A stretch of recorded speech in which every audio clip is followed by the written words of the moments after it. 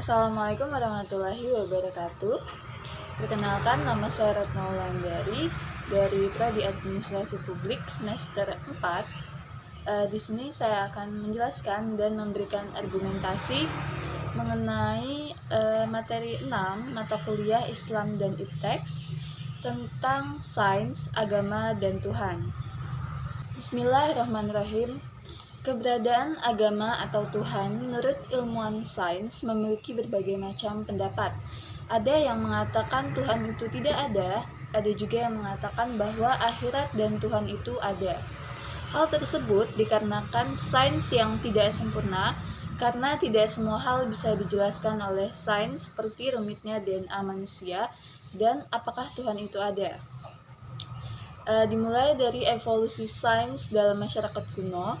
Pada masa lalu, orang hanya mengandalkan mitos-mitos yang diwariskan secara turun-temurun untuk menjelaskan gejala-gejala alam seperti penyebab dari peristiwa gerhana, yang mana orang dulu mengatakan bahwa hal tersebut terjadi karena ada raksasa jahat yang memangsa matahari atau bulan. Kemudian ada juga para petani dulu yang memuja dewa atau dewi tertentu untuk mendapatkan keberhasilan dalam pertanian. Mereka juga memberikan sesaji kepada para dewa agar bermurah hati, memberikan panen yang berlimpah, atau juga untuk menghindari amarah dewa melalui penyakit dan bencana. Hal tersebut tentunya tidak menghilangkan penyakit dan bencana, gagal panen juga selalu ada. Orang-orang akhirnya menganggap bahwa mitos tidak lagi relevan untuk menjelaskan gejala-gejala alam di sekitar mereka. Mereka akhirnya melakukan pengamatan terhadap alam, yang mana hasilnya mereka menemukan keteraturan di alam ini. Matahari selalu terbit dari timur, panasnya yang terik akan menguapkan air sehingga menjadi awan yang menyebabkan hujan. Hujan tersebut membasahi bumi, menumbuhkan tanaman-tanaman yang beraneka macam yang bisa dimanfaatkan sebagai sumber makanan bagi makhluk hidup lainnya. Makhluk hidup itu juga dimakan oleh makhluk hidup lainnya sehingga membentuk rantai makanan dan lain-lain. Maka muncullah sains. Sains dan agama di abad pertengahan. Di Eropa, selama abad pertengahan, agama Kristen berkembang menjadi kekuasaan absolut di bawah gereja, sehingga sejarah Kristen Eropa memang pernah mengalami Dark Age, sebuah masa kegelapan dari abad ketiga sampai pada abad ke-14. Hal tersebut mengakibatkan kehidupan di Eropa praktis berada di bawah tirani gereja yang memelihara mitos-mitos dan cenderung bersikap anti-sains. Berbeda dengan dunia Islam pada abad pertengahan itu, para ilmuwan Muslim justru sangat leluasa mengeksplorasi filsafat dan ilmu pengetahuan tanpa harus bertentangan dengan agama. Pada zaman itu, ilmuwan Muslim justru menjadi penopang utama peradaban manusia.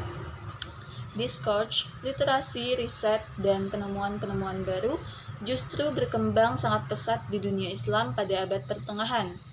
Hal ini sangat didukung oleh motivasi keagamaan, dukungan penguasa Muslim, keterbukaan, dan perdagangan. Selanjutnya kita akan bahas mengenai Renaissance dan reformasi gereja. Di dalam Al-Quran ditegaskan bahwa sains atau ilmu pengetahuan bisa menuntun orang-orang yang beriman menemukan Tuhan. Hubungan Islam dan sains itu diadaptasi oleh gereja semenjak kemunculan gerakan Renaissance di Eropa. Sebagai bagian dari reformasi gereja pada era ini, kehendak untuk memahami Tuhan menjadikan agama sebagai pendorong utama semua usaha perolehan sains.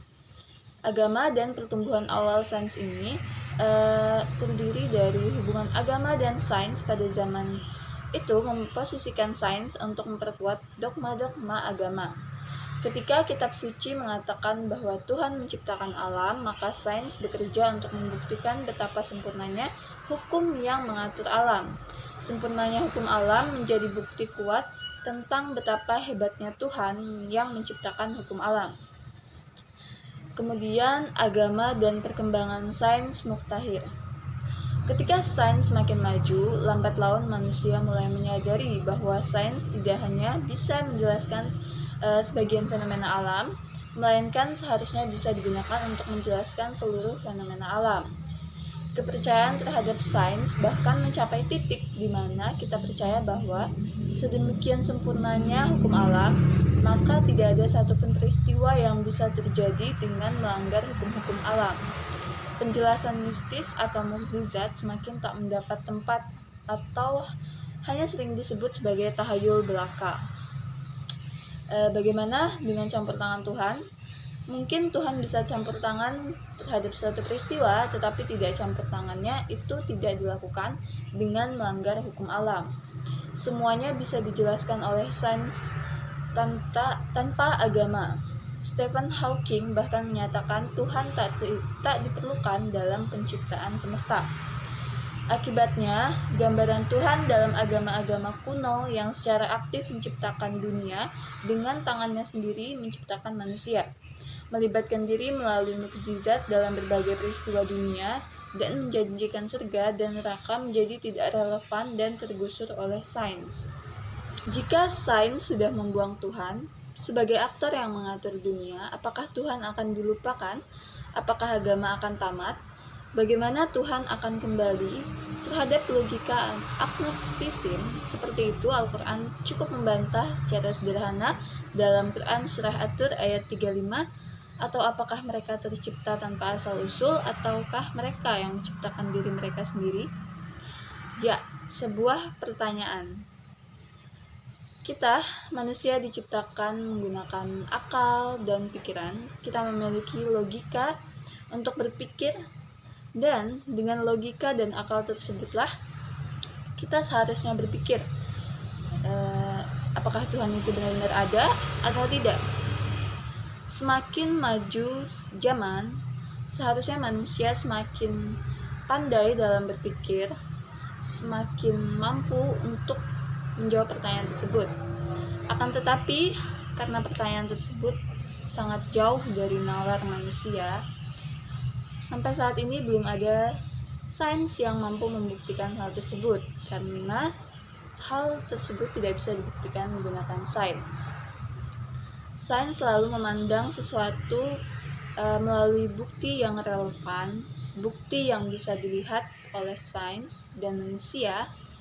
Akan tetapi kita tidak bisa mengetahui hal tersebut karena pertanyaan mengenai apakah Tuhan itu benar-benar ada merupakan pertanyaan yang sangat besar, yang sangat sulit untuk dicerna akal manusia. Maka dari itu, sains, agama, dan Tuhan merupakan sesuatu yang berhubungan sangat erat, merupakan sesuatu yang menjadikan kita manusia, semakin kita mengenal sains, semakin sains itu berkembang, maka semakin banyak pengetahuan yang akan kita dapat.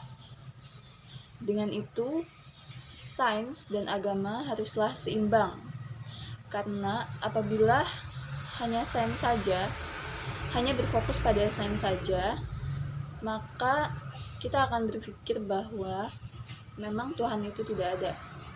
Tapi jika kita seimbang antara sains dan agama, maka pertanyaan-pertanyaan itu akan terjawab dengan sendirinya melalui logika dan akal manusia yang begitu sempurna.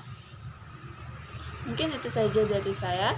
Terima kasih atas perhatiannya. Assalamualaikum warahmatullahi wabarakatuh.